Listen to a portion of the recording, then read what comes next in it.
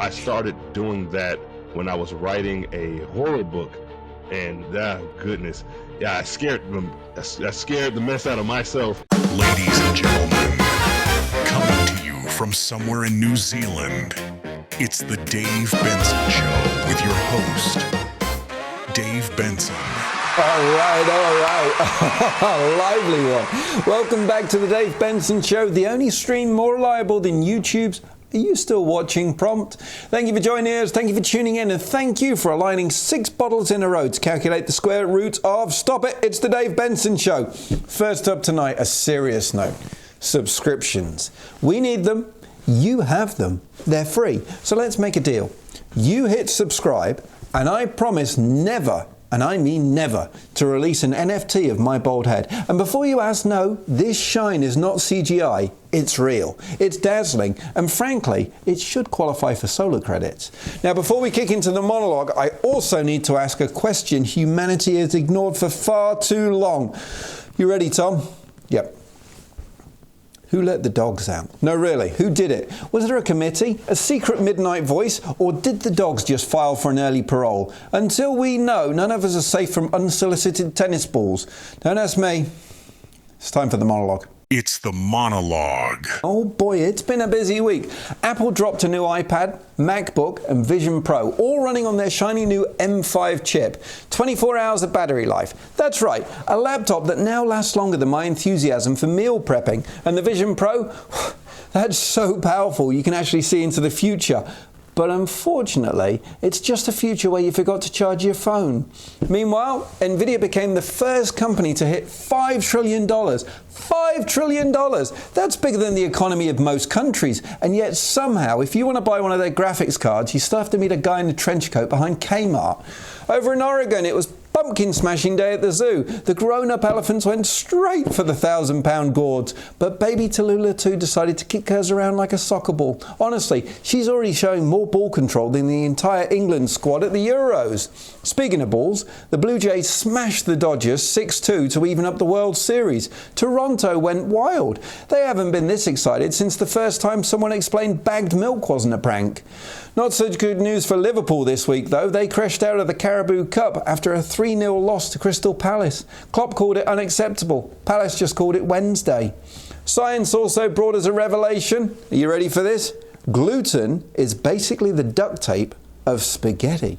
It holds everything together. So yes, even pasta has a better support network than your office IT. And in Sydney, researchers say just 10 to 15 minutes of walking can cut your heart risk by 2/3, unless, of course, you walk past a bakery, in which case, congratulations, you've just cancelled out the cardio with a family-sized custard tart.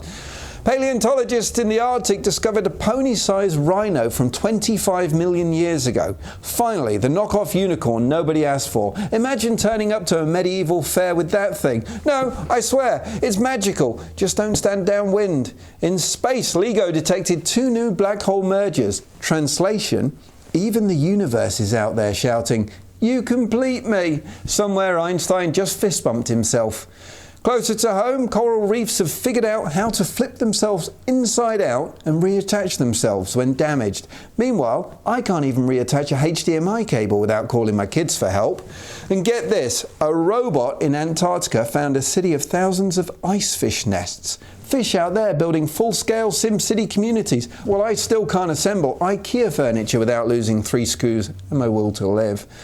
On the subject of survival, scientists confirmed women live longer than men across pretty much every species, which explains why my family reunions always feel like a Golden Girls convention. And yes, I'm Blanche. But help is here. Researchers have created a fungus that smells like flowers but instantly kills mosquitoes. Finally, a perfume that's both romantic and vengeful. You smell amazing. Thanks. It also doubles as a pest control. And while we're talking history, fossils from New Mexico show dinosaurs were thriving right up until the asteroid struck. Now imagine that. Life's great, the food's good, and then suddenly, hey, what's that bright light? End credits. And finally, a giant rat thought extinct for 30 years has re-emerged in Papua New Guinea. It's the size of a cat. In New York, they just call that Tuesday on the subway. Let's kick into that YouTube news. Shakira celebrated her 20th anniversary by teaming up with Ed Sheeran and Beale for a nostalgic Hips Don't Lie. My hips do lie, Tom. And this performance proved that hips and collabs don't age. PlayStation dropped a trailer for NBA The Run, a 3-on-3 streetball game for PS5. It's basically NBA Jam meets Tony Hawk, the game we all wish we had in high school. Jackseptice's latest vlog, Things Get Messy, racked up huge views. Spoiler alert, coffee everywhere. Apologies? Nowhere. Creedence Clearwater Revival fans celebrated with a brand new fan-made video for Have You Ever Seen the Rain? Now, if you think that song's old, just wait until you hear my jokes about dial-up internet. The My Singing Monsters franchise teased its version 5.1 update with a new musical island. Yes, the monsters still sing better than my neighbours. And finally, YouTube rolled out AI upscaling. The platform can now automatically boost your old low-res videos into crisp HD, even 4K. They've also added bigger thumbnails, immersive previews, and smarter search. Translation: your embarrassing 2010 skateboarding fail is about to be crystal clear for the future generations. Let's have a look at the podcast news.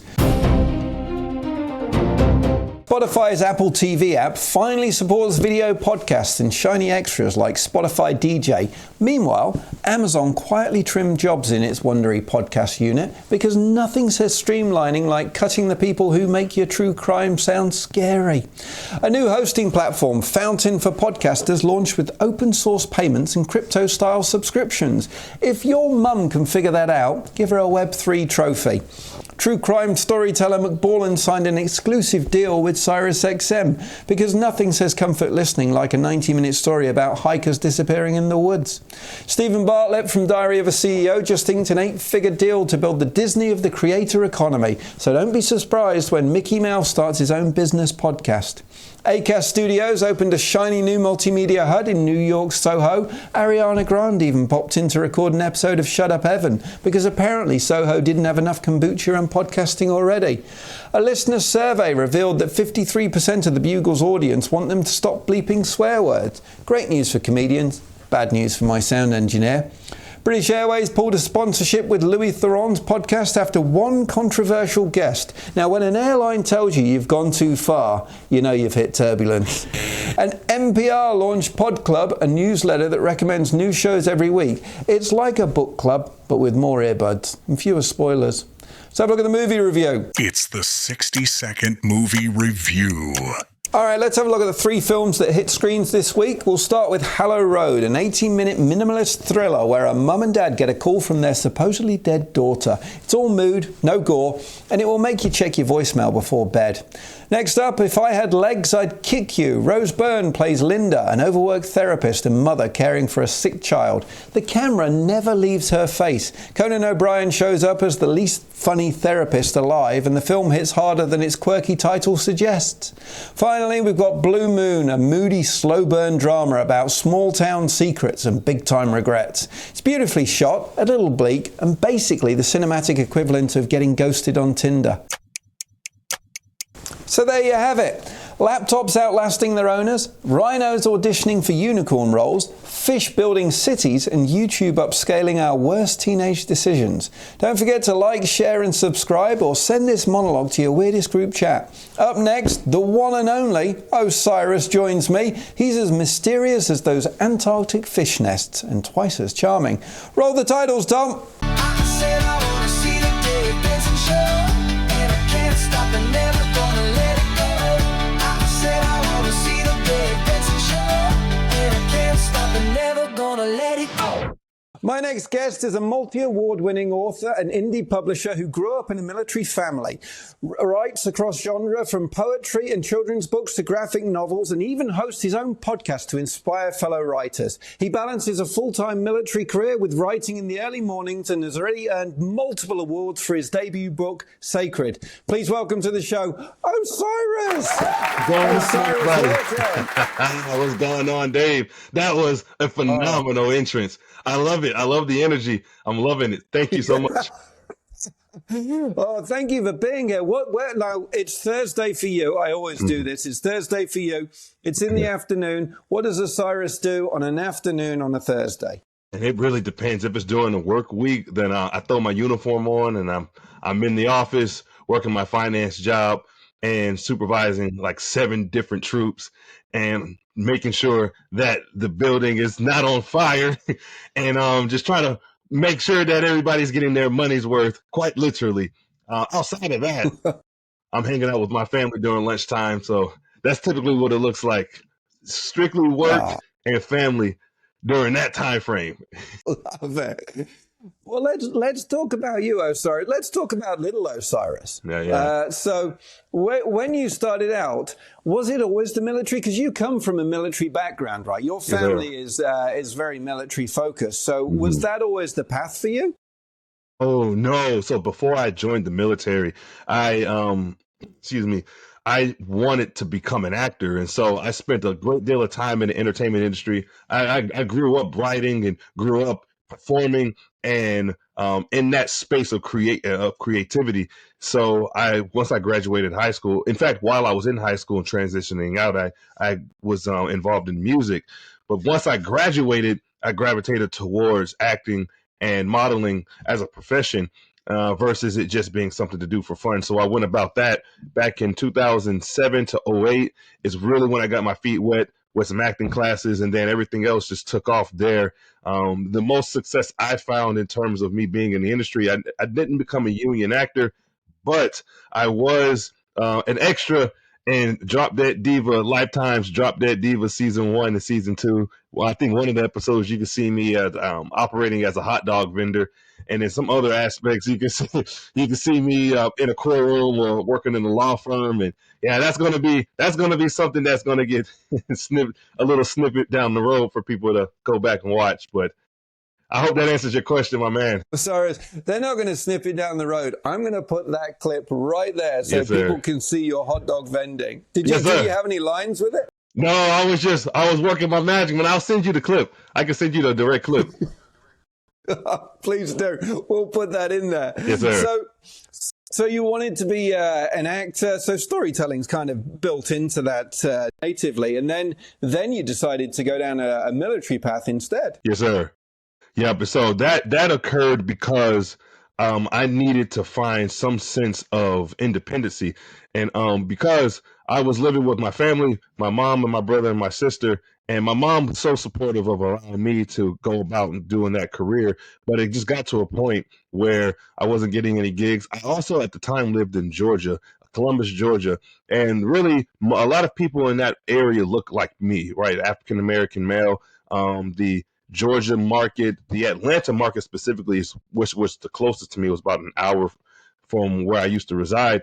There were a lot of people who looked like me. And when you have a pool of people who look just like you and you don't necessarily have anything unique to add, you just don't get as many opportunities. And so that on top of I didn't live near that, I didn't have my own vehicle, so I was quite limited with myself, and I allowed it to get to that point. But once I realized it was time to make a change, decided I wanted to join the Army, but my mother stopped me because she felt that the Air Force would be a better route for my lifestyle, and as well as my younger brother. My dad, at the time, was an Army recruiter, so he had a direct connect to get me inside of the Army. But I decided to listen to my mother, and I waited several additional months, but I eventually took the call and joined the United States Air Force in 2015. And the rest is history. Wow. What's it like? What's the military like? I've never been a military person, but what's the military like? Has it been tough? Has it been good for you to give you some more disciplines, routine, be able to structure yourself, or has it just been tougher to adapt to that?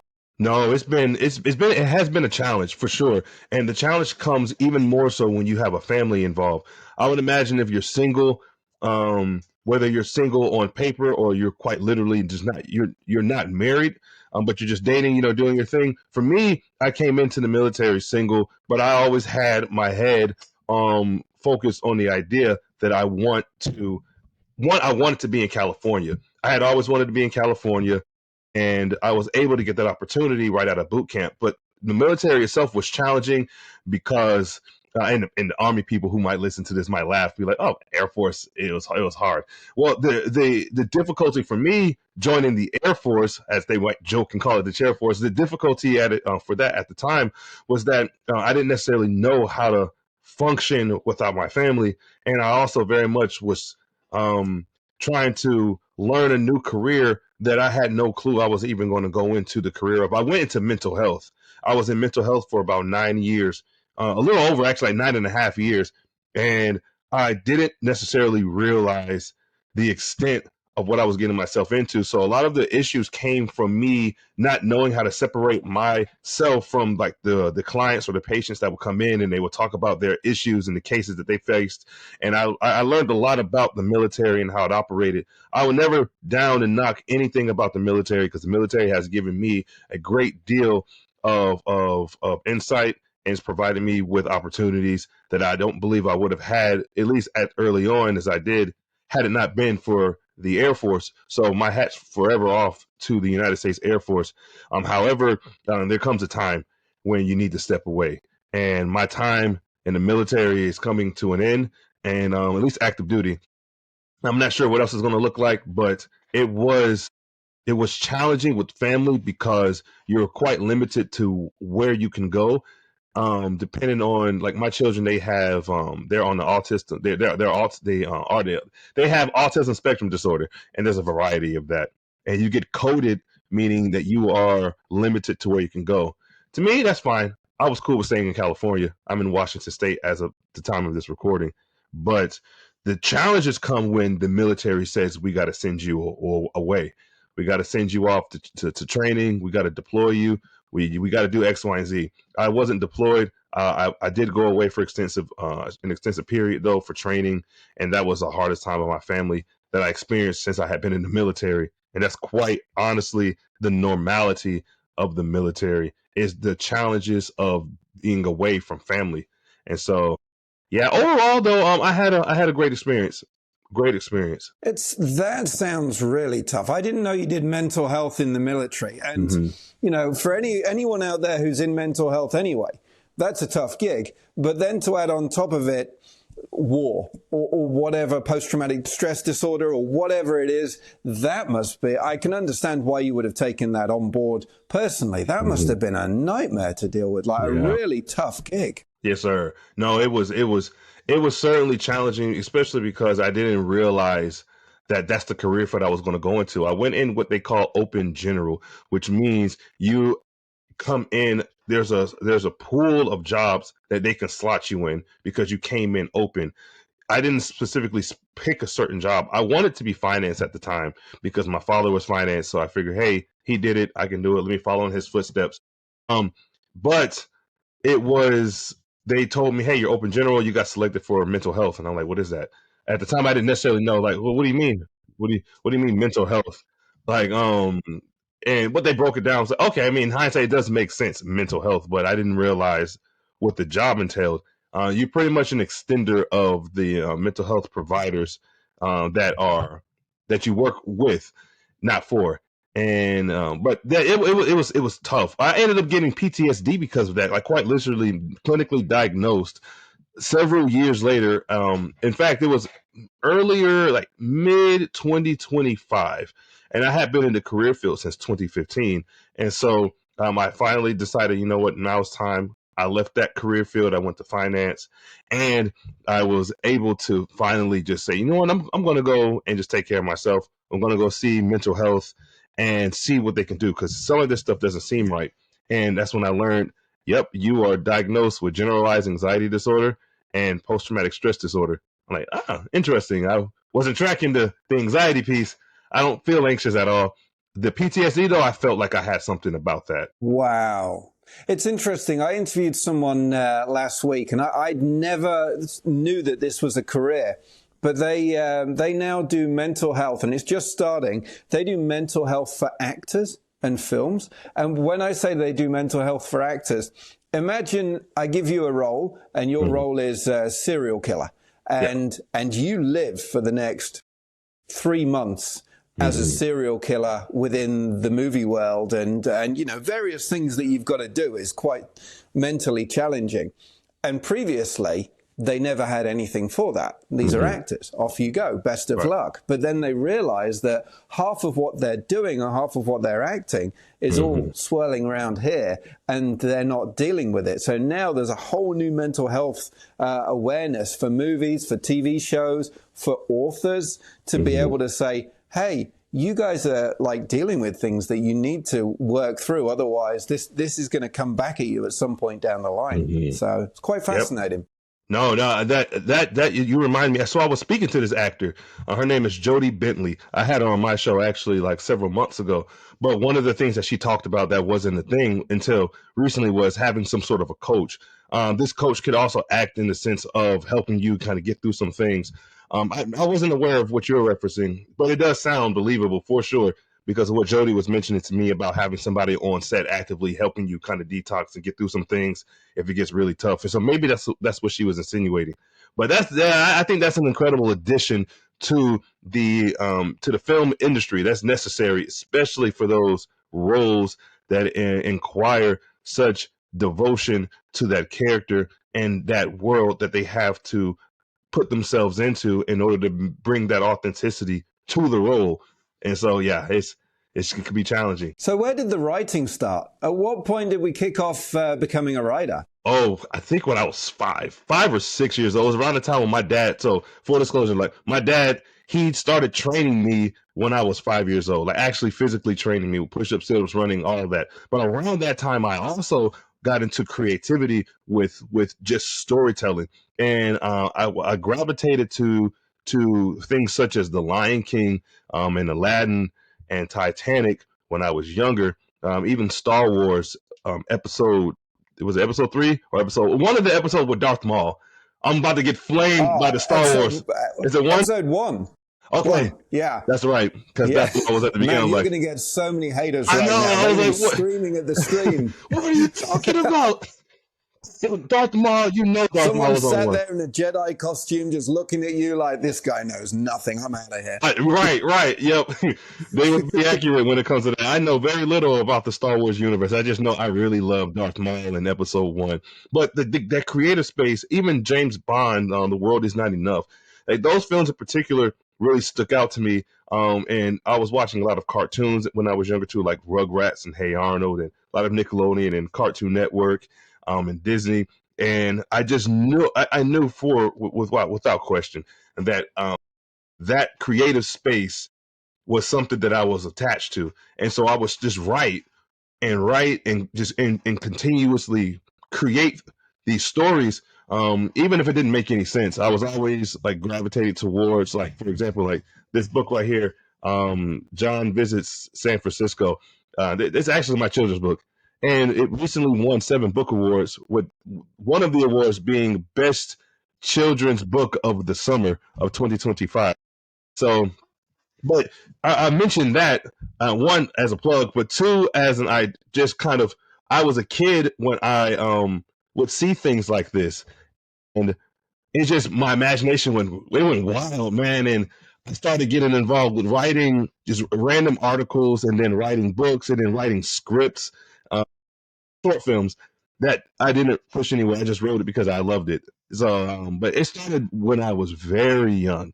I didn't go about it in a professional manner until 2020. And the rest with that is history too. Did the military shape your storytelling, do you think? Do you think that changed the stories that you had and what you were telling? Or were you telling other people's stories? I mean, now I know that you were in mental health, which means that people were talking to you a lot more about what was going on. Were you able to say, wow, that's a great story? Oh, yes. And in fact, a lot of my first book, my poetry book, Sacred, was based on my encounters with different patients who gave me permission to say a little bit of their story, of how their story impacted me, while at the same time telling their story from telling a story from their perspective, but using fictional names and fictional characters and fictional elements. But the stories itself is very real. And my second poetry book, Dear Sick Mental Virus, was a direct love letter to that career field in mental health. I had stepped away from mental health, and I wanted to do one final piece to kind of get everything out.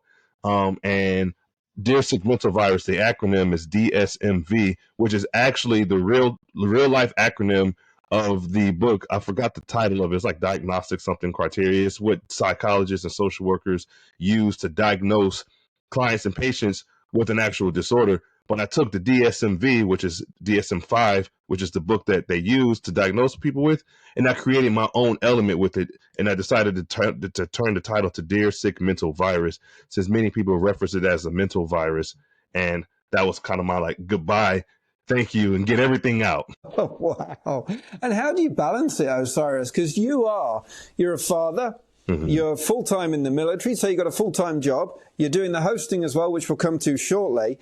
And then you're writing at the same time. Like, where do you get the time from? It's crazy. I have a lot to think with my wife. I couldn't, man. It's weird to say her first name, Melissa, because I always we have these pet names, but that's my queen right there. But a lot of it has to do with the idea that she is really helpful with me balancing things. Like when we support each other. But many times I would have to wake up really early when I'm working on a book, specifically a book. I'm up around 3:00, 3:30 in the morning, and I grind it out until about 7:00, and then at 7:00, that's when I start getting ready to get ready to for work or put the uniform on. And that's a consistent thing that I would do. Now I don't do that right now. I think the earliest I wake up now is like around 5:00, to get things prepped up, maybe a little earlier. But if I'm writing a book specifically, I got to get up around 3:30 in the morning and get to writing, like walk around. The house is quiet. You can hear your own thoughts and things come to you clearly. It can sometimes be creepy because it's so quiet and it's so dark. You can't hear anything but silence. And that's when I'm at my most creative. But sometimes I'm just kind of like tired. And I started doing that when I was writing a horror book. And goodness, yeah, I scared the mess out of myself writing a horror book at 3 a.m. But the imagery that came out of my imagination into that story, oh, it was wild. I don't think I'm gonna do it like that again. So, but yeah. Oh. What time are you going to bed? If you're getting up at 3:00, how many hours are you getting? Oh, well, see, about that, I would sometimes, when I would do that, when I was doing that consistently, I was sleeping at like around 11 or 12 o'clock. So I was operating off of, I do not encourage sleep deprivation. I don't endorse it at all, but that's what I was doing. I was getting 3 to 4 hours of rest while doing everything else. And I somehow, some way made it work for many, many, many years. And I operated better off a little sleep. Now I'm a little older now. I'm 36 now. I don't think my body could take it in that aspect. I mean, granted, that wasn't that many years ago when I was doing it to that extent. It was really just 2 years ago. And that was before I did my show. Now with my show, it's a little bit more of a balance. Wait till you get over 40, Osiris. It's going to hit you then like hell. Trust me. Oh, it's the hair. It's there. Yeah. You can always trust people who have this, right? So let's talk about the show. When did that come in? And what inspired it to be kicked off in the first instance? Oh yeah. So the show, the Writers Lounge. Oh my goodness. The Authors Lounge with Osiris. Yeah. I can't even the real name right down here. What is actually going on here, right? No. The Authors Lounge with Osiris came because I really wanted to help creatives out there. So initially it's weird because how it started. So I've had 4 shows, and the first one was just called Osiris Inc. Podcast. It was named after my publishing house, and I decided I just want to do something for writers, for authors specifically. I did that, and as I was doing the show, I realized that a lot of what was coming out was me wanting to motivate people, wanting to inspire them and give them a lot of, and this is probably the mental health in me that came out. So I took that and ran with it, and I developed another show called Feel Good Happiness. And it had 20 episodes. It's actually still on my YouTube channel, but it's down everywhere else. It's only on my YouTube, ironically enough. But Feel Good Happiness was a self-help podcast, and as I was doing that, I converted my other podcast, Osiris Inc. podcast, into into Live with Osiris, because I would always say, "You're live with Osiris, and welcome to the show." Right? I would say Live with Osiris, and so I decided to name my podcast Live with Osiris, and it turned into a radio show, a radio style. I had musicians, music playing. I didn't have any guests at the time. I had musicians come, their music being played, the indie ones, not commercial, because I didn't want to get sued. So I would use a lot of that and kind of do interactions. And every Friday, I think it was like Friday festivities or something like that, and I would play soundtracks from undiscovered artists while at the same time kind of giving pop culture stuff like that. So then I was getting a little burnt out, and I started to do the show, the Authors Lounge, but it wasn't what it is now. I just wanted to bring on different guests. And then I completely like fizzled out, and I'm like, I put a cease and desist to everything, and I completely stopped, and stopped for almost a year. But I had this feeling, and I don't know where it came from, but I just kept on feeling it right here on the left side of my head, saying, "Bring back the Authors Lounge, bring back the Authors Lounge." And keep in mind, when I did it the first time, it was only audio based. There was no video. It was audio based only. And I was like, okay, what would the format be? And I'm trying to figure it out. Okay, so I start doing research. I'm like, well, everyone's talking about books these days. Like, what can I do that's different? And then I realized, oh, for starters, there's not many people in this space that is that looks like me in the things that I want to talk about. And I realized too that I wanted to blend the cultures of the entertainment industry, which I love, and the publishing industry, which I also love. And because I come from both and I understand both worlds, I figured I might be a good catalyst to blend the worlds together. And so I reached out to a couple of people who are really squared away in the profession of publishing, and I pitched the idea, and I told them this is what I want to do, and they were on it. And it was Jeannie Grossenbacher, and my man Dale L. Roberts, who has like over 44 book awards. And Jeannie Grossenbacher was a certified editor for over 40 years. And so they were the first two guests I had on the show. And then everything else, it just went bananas. From there, I went to San Francisco. I went to San Francisco at a writers conference, and I explained this is what's going on with my show. And people signed on to it, and I had a Grammy Award winning artist come on. Her name was Darlene Coldenhoven. She was in Sister Act 1 and 2, and she's crazy awesome. And then she introduced me to Gloria Loring, who did the theme song to Facts of Life. She's also the mother of Robin Thicke, the artist Robin Thicke. And then from there, I just started meeting different people, like I mentioned earlier, Jodie Bentley, also met Giovanna Vidal, who's another actress. I've met, of course, when you try to remember their names, it doesn't come to you. But just executive producers and directors and people from Hollywood and people from across the world, and within the publishing industry, different publishing conglomerates and literary agents and best-selling authors and New York Times best-selling authors and all that stuff. It just started to come because I believed in myself, man, and I just decided I wanted to be a catalyst for hope and to really help people. I felt if they could connect with me and they know that this is a person who actually does this, so he really can help. And so that was a catalyst and everything. And I also gravitate towards helping the young generation in general. So all of everything finally came together and it's flourishing. Oh, no, I do love it. You've got so much passion and energy on that show. It's fantastic. What can people expect if they were to tune into your show? What kind of things are you interviewing on? How do you do your prep work for it? How do you pick your guests? Yeah, those are excellent questions. And also, thank you again for having me on the opposite side. It feels so good.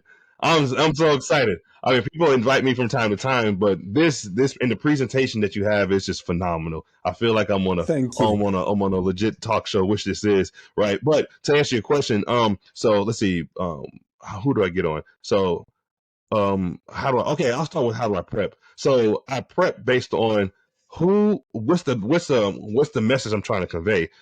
Ultimately, I want to help out the younger generation of writers and creators. And so what people can expect when they tune into my show is they can expect professionals from the entertainment business and the publishing industry. And these can range from celebrities down to people who aren't A-listers, but people who have been in the business. If you're an author and you really want some knowledge and some insight, I had a TV exec come onto my show and reference my platform more as a masterclass because of the people that I bring on. And so you can expect, if you're an actor, you can expect I have professional actors on here who give their stories and their insight of what they've done, how it's helped them, classes that they're taking or they've taken, or oftentimes they host their own material. So they will have a pathway for you to connect with them so you can get in where you fit in. I've had literary agents on because I feel like there's two directions that authors go into. They go into the self-publishing space or the traditional publishing space. And I feel that if you want to go the trad published route, you need to understand the concept of what it takes to get a literary agent. So people who want to tune into my show who are authors or they aspire to be authors can expect best-selling authors that's traditionally published. You can also expect best-selling authors who are self-published. You can expect award-winning authors who have won dozens, if not like 4 dozen awards. And we talk marketing, we talk brand building, we talk social media marketing, and we talk networking, book festivals, Comic-Con style, also doing podcasts and doing television shows, feature films, short films, indie films, school projects. How do you link up with the people to bring them in? When I'm looking for a guest, if I figure like, okay, I really need somebody that knows what it takes to create to really run themselves as a business in self-publishing. That's where Dale L. Roberts came in. Dale's been doing this thing for a long time. Also, Julie Broad. I reached out to her as well, and she's an expert in it. And so I seek out experts in the field who do it on a high level. But I also choose to the reason why I like to get people who are established is because it adds a lot of legitimacy to it. But at the same time, I'm also able to bring up people who have not been discovered at all. And because the platform is at a place where it is respected and it is known now as a place of legitimacy, I can help out younger authors or young creatives get their name and get their face out there. And it has helped immensely. A couple of people I got to shout out. Willa R. Finnegan, she's a 13-year-old fantasy author, an award-winning author.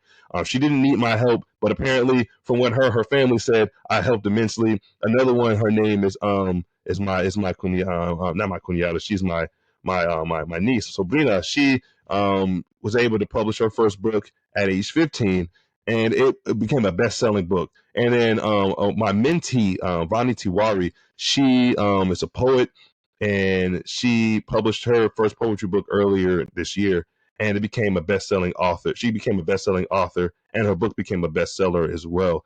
And so for everything good that I'm able to offer with the professionals, I'm also able to bring others up with me, and that was the catalyst. I want to be the one who can bring in the professionals, bring in the people who you really should listen to from behind the scenes and from in front of the camera, and then also elevate those who need to be elevated. So I guess this is a long-winded answer, but to summarize everything up, for anyone who's watching my show, The Author's Lounge with Osiris, you can expect insight from professionals within the entertainment industry and the book publishing industry, and they can absolutely guide you to a path that you can be on to get you where you need to be in either industry. I'm writing a feature film because of a guest I had on the show who was interested in my line of work, and now I'm collaborating with their studio to write a film. And so that wouldn't have happened if I didn't do the show. So and things like that can happen. People have found a lot of success or a lot more success or had it just added to their success by simply coming on to my show or just listening to what I have to offer. So give me a shot. I'm not Dave, man. Dave is a whole nother animal when it comes to his work. But if you all give me an opportunity, I won't disappoint you. Trust me. You can see the links here. I'll put the links above for Cyrus's show there. Yes, sir. How was the growth? Because you're over 12,000 subscribers now. Yes. So was it exponential at the start and slowed down? Was it slow at the start and sped up? Like, how did it go for you? Yeah, so it was interesting because for the longest I was doing gaming content on a completely different channel. And I stepped away from YouTube, and that's, I was doing my thing with the military. But I've been, for this full disclosure, I've been a content creator, or been doing content creation since 2007. And the landscape has absolutely changed. It's gone through a multitude of changes. But the biggest constant that I learned was that um, I like to diversify my content, but it was hard starting over. Really decided to start partially because I didn't remember my password. I'm like, oh, dang it, whatever. But but it was hard to climb back up to 12,000. I needed help, and the goal is just to continue climbing. If one day I can get to 100,000 or 500,000 or a million, that's cool. But I feel like the subscribers now doesn't necessarily have the same impact, or nor does it carry the same momentum as it did back in like 2010, 2015, when subscribers really mattered. Now the format when it comes to social media is short form format. And Yes. a lot of the times people don't want to sit and watch videos for long, extensive periods of time, but you still make your content and break it up into shorts. So it appeases to those who want to listen to the short format, or those who want to listen to the long format, or both. And that's what I've learned throughout this tenure of doing content creation for almost 20 years. In that you learn just, hey, what works, what doesn't, how do I market myself, how do I do this, how do I do that. It really wasn't until I decided to treat myself as an entertainer versus other things that I was able to really learn, okay, this route to educate and to inspire and to entertain is really going to keep me wide open in the hub of everything. I'm not limited to one thing or another, so I can bounce between what I do in content for the sake of entertainment. But I will not do anything that's immoral. I do things just purely fun. I'm a family man. I have children. I don't want to have anything on there that goes against my character, and I also represent the military also. So there's a balance that I have to carry, which is just me in general. But I'm also like cognizant of, okay, there's certain things like I can't do a political spoof or anything like that, because of what I represent. Even though I'm not in uniform, I still represent it, and that's just not something that I would dive into anyway. So yeah.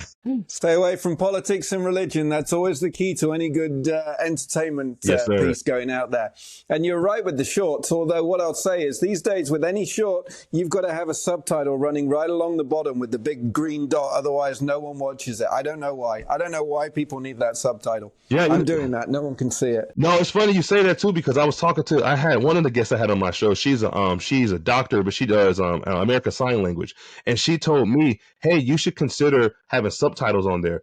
And I said, well, couldn't they just turn the subtitles on? They said, yes, they can, but do it for them, because once they go down and they see the video, they'll see the words appear. And so for me, you notice I have the color blue. That's not by design, or not an accident, it's by design. But so I learned also that when it comes to branding and how important things are, it really matters. And so when I put the words on the thing, when I include the subtitles myself, much like you're mentioning on the bottom, I have it in blue. I have like the box kind of carrying, and it's in blue.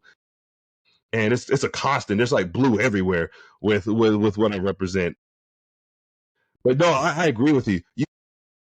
It's an unfortunate reality, but I don't think it's a bad one. I think it does help, but it does add in more work, especially if you don't have a team doing it for you. If you're doing it on your own, which has been my case. Not always. I have a team of people who I hire out, but most of the time it's just me.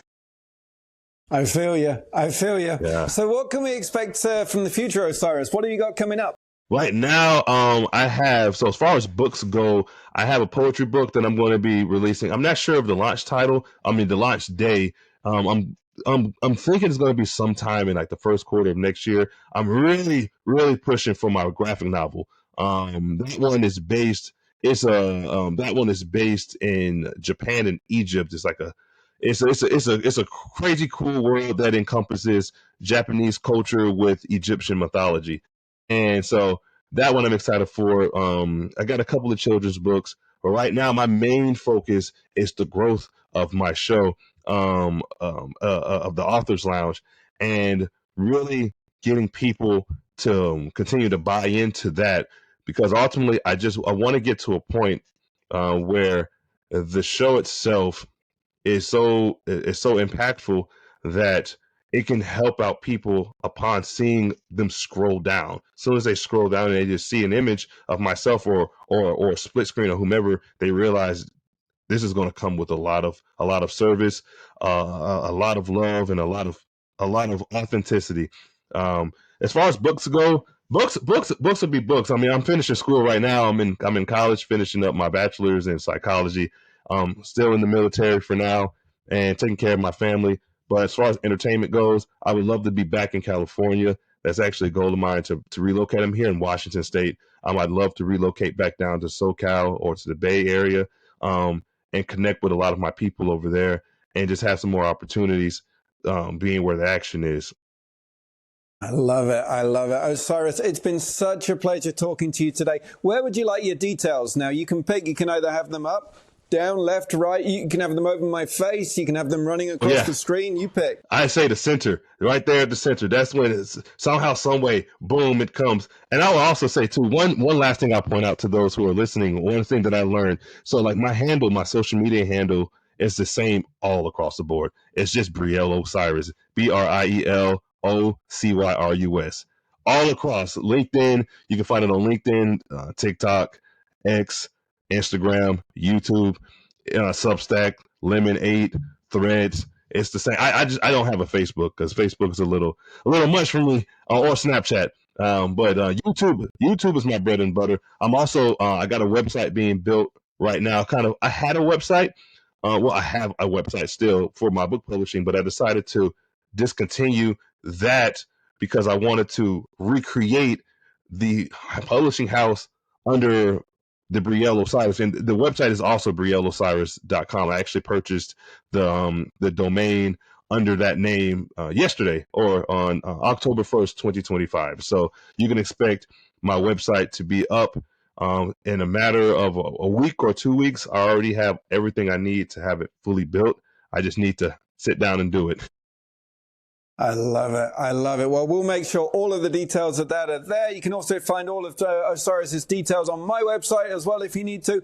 We're going to be back right after these messages. Thank you very much. And you're saying this is what Tom Cruise does. He doesn't actually get in the plane. He has a green screen behind him and just a joystick. And this works. Does he have it on a desk? Tom, we've got to be real with this. He has it on a desk as well. Trusting you, Tom. You better not put anything stupid behind there. Does he move like this?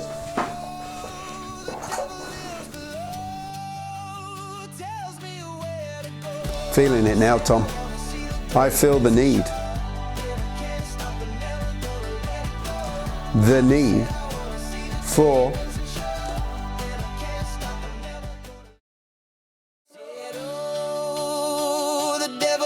below and he tells me where to go. I said I wanna see the Dave Benson Show, and I can't stop and never gonna let it go.